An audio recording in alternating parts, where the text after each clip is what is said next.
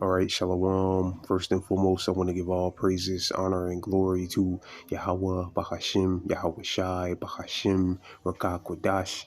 Second of all, I want to give double honors to my elders and apostles of Great Millstone, Elder Tahar, down at Rule Well. And third of all, I want to give a peace and safety to the hopeful elect out there, the brothers that push this truth, the truth of the King James Bible, and all truth and sincerity throughout the four corners of the globe. All right, so I was going to do a short lesson on how alone the spirit of Yahweh Bashem Yahweh Shai allows it to go. And I want to name the video an example how the Lord can set a nation up and bring them down, all right, to nothing. All right. And Lord Will's brothers can see on the screen. I have this article here from the RT News, and it says over 250 million facing humanitarians, like I struggle saying that word, humanitarian crisis in Sudan. All right, which through the spirit and power of Yahweh Bashem Yahweh Shai,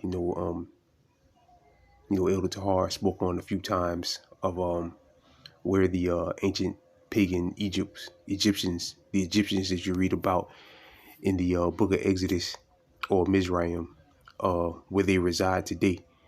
All right, and the people of Sudan, or the people that are calling themselves Sudanese, are the ancient pagan Egyptians.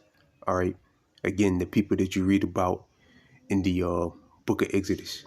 All right, those people, or the ancestors of those people, or the descendants of those people, reside in Sudan. All right, and they're catching straight hell. But at one point in time, believe it or not, again, when you read the book of when you can start, actually in the book of Genesis, when our forefather Joseph went down to Egypt, it tells you how how great the Egyptians were, or Mizraim was, how great and mighty of a nation that they were, prosperous nation that they were. And of course the book of Exodus, but you can actually start in the book of Genesis, reading about them. All right, but you look at them now. All right, if you look at them now, man, it's no way people, there's no way people, people won't believe that those people, again, the Sudanese people, were those people, those royal, at one point, royal, high class, a royal high class nation. But you look at them now. All right, here's a good photo of them now. But at one point, again, they were kings. All right, and princes and princesses or whatever. All right, people of high stature, people of royal people at one point. But look at them now. All right. Again, it says the number of displaced people has now reached so they don't even have a certain dwelling place, man, which we don't either. All right, but again, all right, they was once a royal people. They had dominance over the whole planet Earth at one point in time. But look at them now, and that shows how the Most High can set a nation up and bring them down to nothing, and they never come back into great power again. All right, the number of displaced people have now reached 8.5 million. The organization's refugee agency reports. Read some of the article. It says more than 25 million people in Sudan are facing a humanitarian crisis as fighting continues to grip the northeast African nation. The UN Refugee Agency warned on Tuesday thousands of refugees are fleeing the conflict between the Sudanese army forces and the paramilitary, if I pronounced that right, raid support forces on a daily basis. The majority are reportedly seeking refuge in South Sudan. According to Olga Sar, I'm not sure how to pronounce that name, a spokesperson for the UNHCR, officials of the United Nations High Commissioner for Refugees, the total number of displaced has now exceeded 8.5 million people, with 1.8 million of them crossing the border. Now I'll try to pronounce the name again. It says representatives in South Sudan highlighted the scale of crisis. If we're talking about Germany, that would be 4.5 million people arriving in a year, in less than 1 year. And if we're talking about the United States, that would be 17.6 million people arriving in less than 1 year. Earlier in March, the UN Head Commissioner Human Rights Volker Turk stated that almost half of the population are in urgent need of food and medical aid. Crashes between the SAF and the paramilitary RSF erupted in mid-April last year. Then the UN said at least 14,600 people have been killed and over 26,000 others injured in 11 months of fighting across the nation. All right, so again, there it says they're in urgent need of food and medical aid, which, these people have been catching hell. But again, this is just a prime example. And Esau, you should really take notes, all right, because you're next, all right?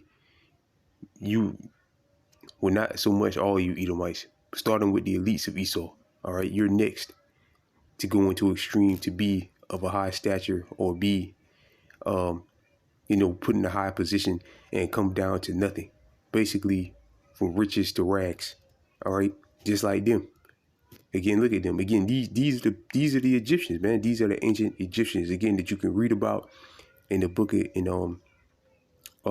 Genesis and in the book of Exodus. All right. And a lot of people still hold them to high regard, to this day. A lot of our people, because they, that whole image of that royal, that time when they were in power, still plays, and that image still plays in people's head, but not anymore. Look at them now. And again, they was at one point on top of the world at one point.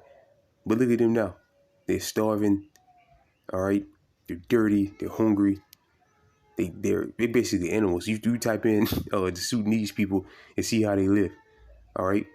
But again, at one point, these were royal people. At one point in life, it was an abomination for us to even eat with these people. All right. Matter of fact, let's see if we can get that. It's like it. I'm gonna pause it real quick. All right, Salaki brothers. But yeah, at one point it was an abomination for us to eat with these people, man. All right. This is Genesis chapter 43, verse 30. Salaki, verse 32. Genesis chapter 43, verse 32. And they set on him for him by himself, and for them. Matter of fact, let's start at 30. It's Genesis chapter 43, verse 30. And Joseph made haste with his bowels, did yearn upon his brother, and he sought where to weep, and he entered into his chamber and wept there. And he washed his face and went out and refrained himself and said, set on bread. And they set on for him by himself, and for them by themselves, and for the Egyptians which did eat with him by themselves, because the Egyptians might not eat bread with the Hebrews, for that is an abomination unto the Egyptians. Right. So at one point in time, all right, and you gotta remember, Joseph, all right, was an Israelite.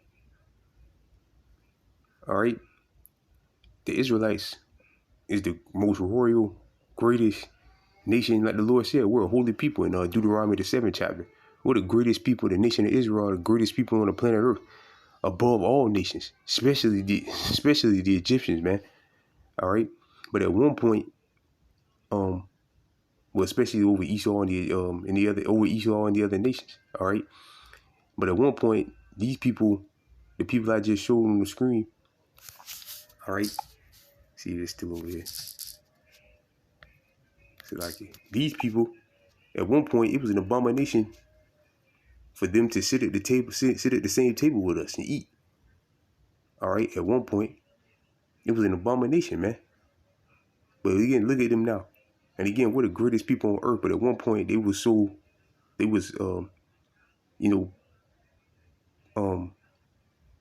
word I can use?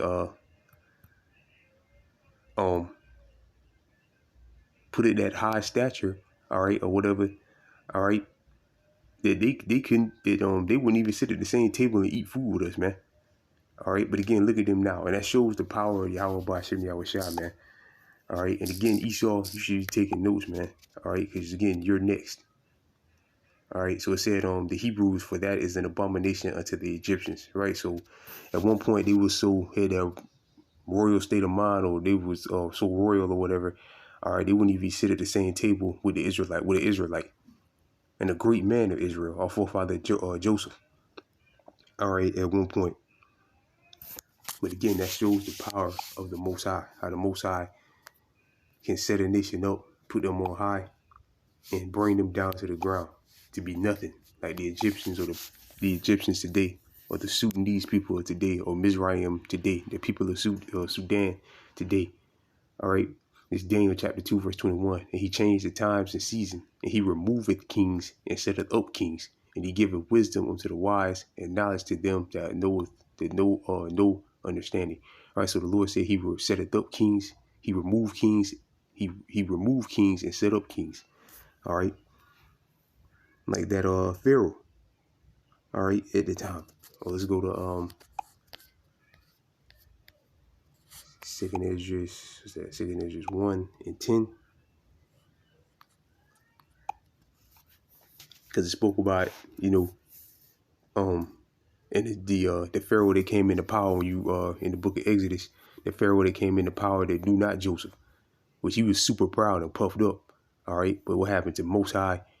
All right, hardened his heart, kept him, continue to basically puff him up to because the Lord said that he hardened his heart, so the Lord just kept him puffed up basically. All right, kept him proud basically. All right, and then what happened? He got destroyed. All right, it's like Second Ezra chapter 1 verse 10. Many kings have I destroyed for their sakes, right? Which the Lord has. Many kings has the Lord destroyed for our sakes. Pharaoh with his servants and all his power have I smitten down, right? The Lord said Pharaoh with his servants and all his power had the Lord smitten down, all right? Which the Lord killed off that rulership in ancient Egypt a long time ago. All right, and their people never came back into power. Now look at their people today. All right, starving, and again, these people had dominance over the whole planet Earth at one point in time. All right, but look at them now, nothing, zero. All right, and again, Esau and the other nations, you should be taking notes because again, you're next. All right, let's go to Baruch 4 real quick. It's Baruch chapter 4. Verse 25. Yeah, Baruch chapter 4, verse 25. My children, suffer patiently the wrath that has come upon you from Yahweh, right? Like we had to suffer in ancient pagan Egypt.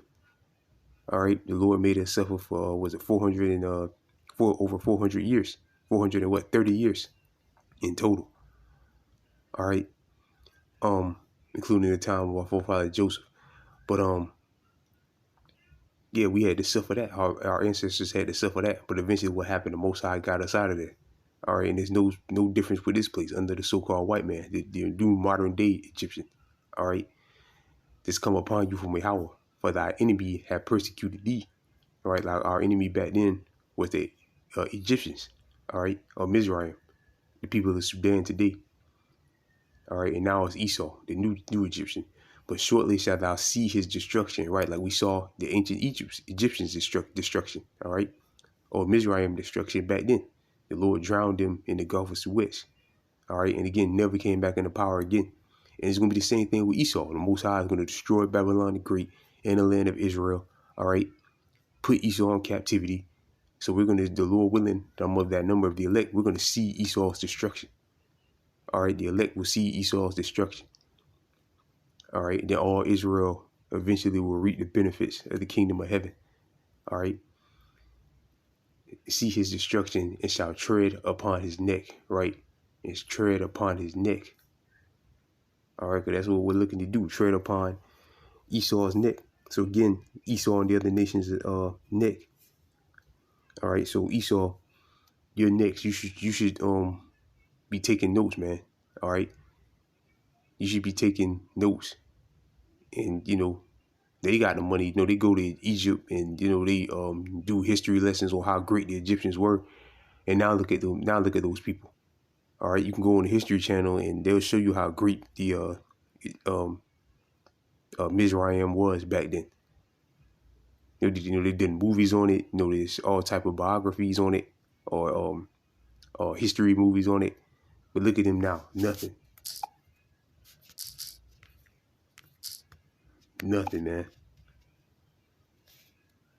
All right. Hungry. No medicine. Starving to death. All right.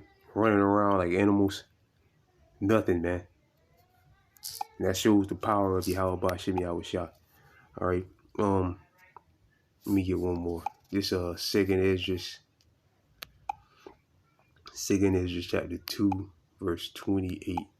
Second Esdras chapter 2, verse 28. The heathen shall envy thee, but they shall be able to do nothing against thee, saith the Lord, right? In the kingdom, they're going to envy us, all right? Which they already envy us now, all right? But when the Lord put us in power, all right, the Lord put us in real deal power. Well, they don't really envy us, but in the kingdom of heaven, they will envy us, all right? When the Most High put us back on top, all right? But they kind of do envy us now a little bit, but when we're in the kingdom, they're real deal going to envy us, all right? But they shall be able to do nothing against thee, saith the Lord, right? So we're going to be in power, you're going to be in chains, and there will be nothing that you can do about it. Absolutely nothing, zero you can do about it, all right? So again, Esau should be taking notes. The scriptures say what? The things written aforetime were written for our learning. They're written for y'all learning too. Esau and the other nations learning too, all right? To show the great power of the Most High, man.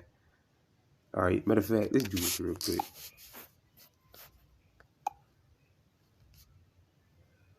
So like this is a new phone.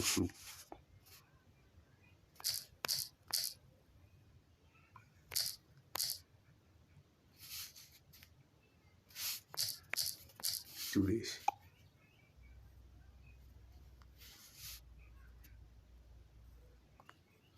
Yeah, these people, man. This Mizraim, man. The great Egyptians. And they know it. Look, Egypt.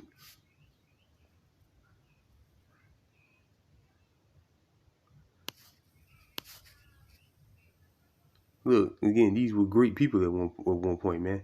Now look, they're standing in line to get something to eat. All right, but these were great people at one point. Look at that. Busted and disgusted, man. This nigga got a cross on their neck.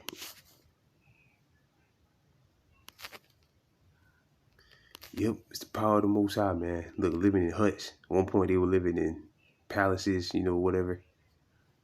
All right. Now look at them living in huts. And we should feel sorry for these people, man. These people are our enemies, man. They hate us, all right, with a passion. Their ancestors had our ancestors in hardcore slavery. And again, you can go back and read the book of Exodus. See how they treated us. Look at their buddy Esau. Yeah, both of you going down, man. All right.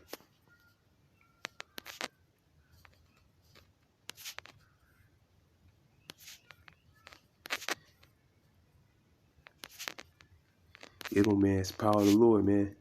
It's the power of Yahweh Ba'Shem Yahushua, man. And again, for niggas out there, these ain't our people, man. These are Hamites, all right? We're Israelites, all right? They're descendants of the nation of Ham. We come from the line of Shem, all right?